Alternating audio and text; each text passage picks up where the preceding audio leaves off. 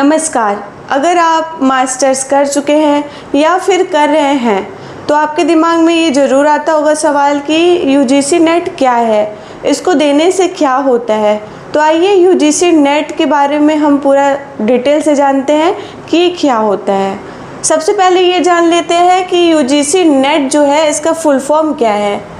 आप देख सकते हैं यहाँ पे है यूजीसी नेट। यूजीसी नेट का पूरा नाम है University Grants Commission National Eligibility test.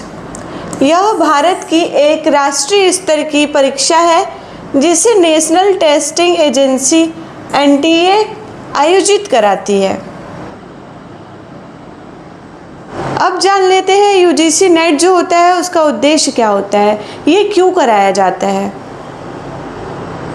तो यूजीसी नेट का जो उद्देश्य है, यह यूजीसी नेट परीक्षा का मुख्य उद्देश्य यह तय करना होता है कि उम्मीदवार असिस्टेंट प्रोफेसर सहायक प्रोफेसर बनने के योग्य है या नहीं है।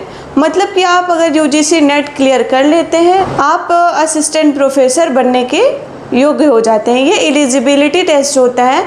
अगर आप ये क्रैक कर लेते हैं तो आप आगे की प्रक्रिया जो मतलब आगे की परीक्षा होती है असिस्टेंट प्रोफेसर की, वो दे सकते हैं। और अगर आप जेआरएफ क्लियर कर लेते हैं, नेट क्लियर कर लेते हैं, तो आप शोध के क्षेत्र में जा सकते हैं, आप पीएचडी कर सकते हैं। इसका उद्देश्य यही होता है, जैसे कि अभी मैंने पहले बताया, इससे ये पता चलता है कि आप किसी कॉलेज यूनिवर्सिटी में अगर पढ़ाना चाहते हैं या फिर रिसर्च करना चाहते हैं तो आप इसके योग्य हैं कि नहीं। रिसर्च करना चाहते हैं तो ये परीक्षा बहुत ज़रूरी होती है।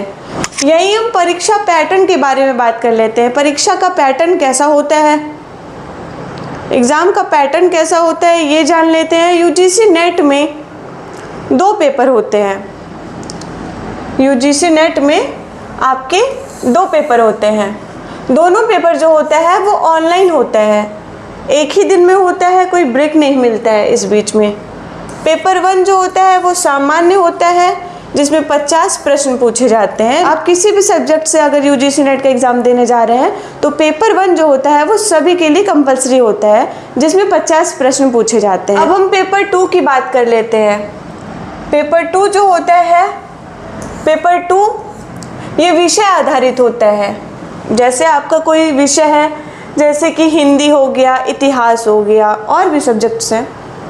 इसमें पेपर 2 में जो होता है वो उसमें 100 प्रश्न पूछे जाते हैं। 100 प्रश्न जो होते हैं वो 200 अंक का होता है। जैसा कि मैंने बताया, पेपर 1 जो होता है वो 100 नंबर का होता है, पेपर 2 जो होता है वो 200 नंबर का होता है। तो कुल मिला के आपका 300 नंबर का हो जाता है ये पेपर जो होता है, 300 नंबर का। 300 नंबर का ये पेपर 1 और पेपर 2 दोनों मिला के आपका हो जाता है। अब इसके आगे हम बात कर लेते हैं कि इसका जो समय होता है, समय कितने देर के लिए मतलब मिलता है आपका। पेपर जो होता है वो कितने देर में होता है, जो इसकी टाइमिंग होती है टोटल 3 घंटे की होती है। दोनों पेपर साथ में होता है, कोई ब्रेक नहीं होता है इसमें। जेआरएफ और असिस्टेंट प्रोफेसर में अंतर ये जान लेते हैं कि जेआरएफ में और असिस्टेंट प्रोफेसर में क्या अंतर होता है, जो कि ये सबके दिमाग में आता होगा। तो चलिए बताते हैं क्या अंतर होता है।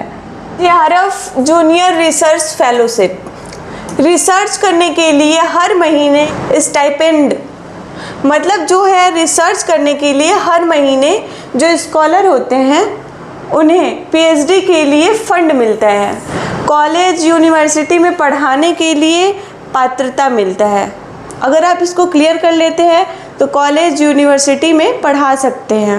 यही हम अगर कट ऑफ की बात कर ले तो कट ऑफ जो होता है,